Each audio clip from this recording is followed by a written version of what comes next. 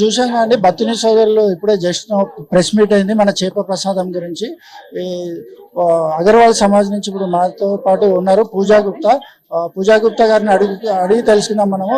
ఆ అగర్వాల్ సమాజ్ నుంచి ఎటువంటి సహాయ సహకారాలు అందుతున్నాయి మన చేప ముందు ప్రసాదం పంపిణీలో? నమస్తే మేడం.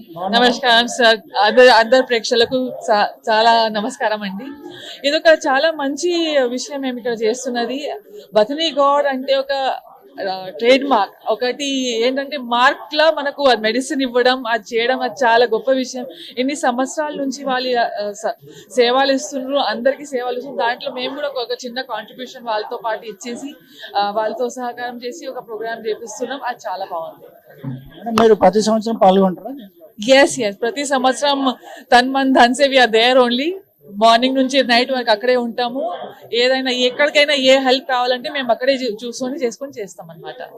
లేడీస్ కి మీ తరపున ఎటువంటి సహాయ సహకారాలు? లేడీస్ పేషెంట్స్ చాలా మంది వస్తుంటారు ఉపశం పేషెంట్, అంటే లేడీస్ కి సపరేట్ క్యూ అరేంజ్ చేస్తున్నారా?